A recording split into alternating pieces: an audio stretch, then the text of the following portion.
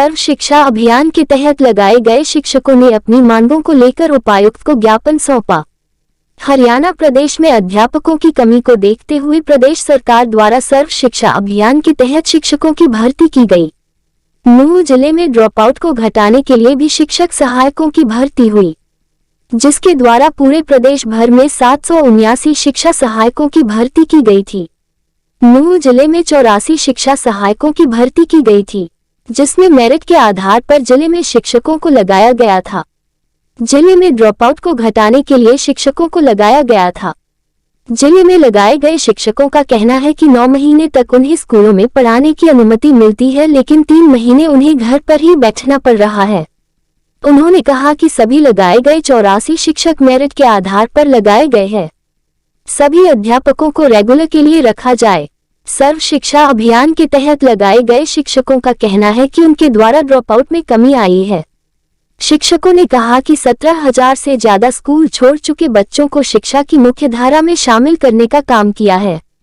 उन्होंने कहा कि सरकार द्वारा चलाई जा रही कौशल योजना के तहत हमें शामिल किया जाए, जिसके तहत शिक्षकों को सम्मानजनक मानदेय दिया जाए। उन्होंने कहा कि उन्हें पंजाब की तर्ज पर नियमित किया जाए। आज इन्हीं सब मांगों को लेकर नूंह उपायुक्त अजय कुमार को ज्ञापन सौंपने के लिए लघु सचिवालय पहुंचे हैं। मेरा नाम मोहसिन खान है। कौन से अभियान के तहत आप जुड़े हुए हैं और क्या आपको काम करना होता है और अब क्या चाहते हैं? हम सर्व शिक्षा अभियान के थ्रू लगे हुए थे इसमें, और इस बार हम 84 लगे थे नूंह डिस्ट्रिक्ट में।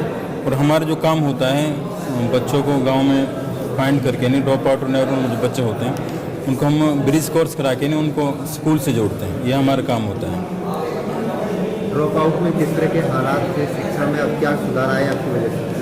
हमारी वजह से गांव में जो ड्रॉप आउट बच्चे थे उनमें काफ़ी सुधार आया है। सभी बच्चे हमने जिन्हें हमें मिलते हैं वो हर बच्चे को हम स्कूल से जोड़ते हैं। उनके एज के लेवल पे उनको एडमिशन कराते हैं और सभी बच्चे प्रॉपरली स्कूल जाते हैं। क्वालिफाइड के लिए आप लोगों ने परीक्षा भी दी है, टेस्ट भी दिया है जी। अब क्या चाहते हैं आप? हम अब ये चाहते हैं, हमारा जो अब इस बार जो टेस्ट इसमें टेस्ट हुआ था, सेंटा के थ्रू टेस्ट हुआ था जो गुड़गांव में हुआ था, और टेस्ट के बेस पे मेरिट बेस पे हमारा सिलेक्शन हुआ था। हम ये चाहते हैं कि हमें इसमें परमानेंट किया जाए आगे, या कौशल में हमारी इसको जो एक्सपीरियंस है इसे मान्य किया जाए। तो किस कैटेगरी के किस किस हिसाब से आपका टेस्ट लिया गया?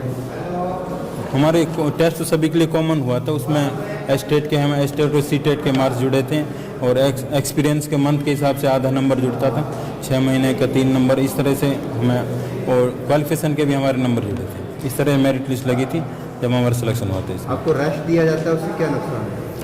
हमारा रेस्ट ये नुकसान होता है उससे कि हमारा जो खर्चा है वो नहीं चल पाता है आगे से। प्रॉपरली हम मजबूर हो जाते हैं कुछ करने के, आगे कुछ काम करने के लिए फ्री रहते हैं। दोबारा आप लोगों को जोड़ा जाता है, किसी और को भी जोड़ लिया जाता है? उसमें अभी पहले लास्ट टाइम तो ऐसा होता था, इंटरव्यू बेस पे होता था। अब इस बार जो हुआ था 2022 में टेस्ट बेस पे हुआ था, तो इसमें सभी को मौका दिया जाता है। इसमें तो सैलरी भी कम है? सैलरी भी इसमें बहुत कम है। ये एक मानदेय औसे दे रखा है, 9,000 रुपये देते हैं एक को। कितना होना चाहिए? कम से कम जो शिक्षक सहायक को अभी दे रहे हैं उनके मुकाबले तो हो, हमारे उसके बराबर हो। असलम खान जी। असलम जी, कौन से किस? तो हम यहाँ मेवाड़ डिस्ट्रिक्ट में 84 जोड़े गए थे, और हमारी जो प्रक्रिया थी वे ऑल हरियाणा के तहत हुई जी। इसमें 779 टीचरों को एडजस्ट किया गया था ऑल हरियाणा में। वे डिस्ट्रिक्ट वाइज मेरिट लिस्ट के अकॉर्डिंग सबको वहाँ शिफ्ट किया गया था जी। हम मेवाड़ में 84 बंदों को शिफ्ट किया गया गवर्नमेंट स्कूलों में जी, never enrol and drop out बच्चों को पढ़ाने के लिए। जो हमारा ये जो प्रक्रिया थी इसमें 50 नंबर का टेस्ट हुआ जी। सेनेटर एजेंसी होती है, उन्होंने टेस्ट किया था हमारा, तो 50 नंबर में से जितनों ने किया था, और इसमें एच-टेट और सी-टेट के नंबर भी थे 10 जी, उसके और एक्सपीरियंस के नंबर भी थे 15 जी, प्लस में इसमें जेबीटी के नंबर थे जी। सारी की कंबाइंड मेरिट लिस्ट लगी थी डिस्ट्रिक्ट वाइज, तब ये 84 बंदे सेलेक्ट हुए थे जी। कार्य करने की अवधि इसमें 9 महीने की होती है। इससे पहले भी हम इसमें लगे हुए थे, लेकिन इससे पहले इसमें इंटरव्यू बेस पे लगे हुए थे।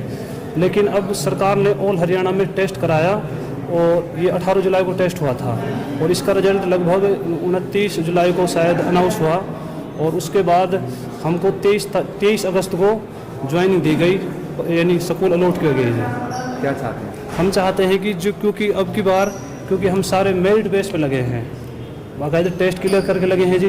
तो हम चाहते हैं कि जैसे हर बार 9 महीने के बाद हमको गैप दिया जाता है, वे गैप ना दिया जाए, हमको कंटिन्यू रखा जाए जी। कितना गैप दिया जाता है?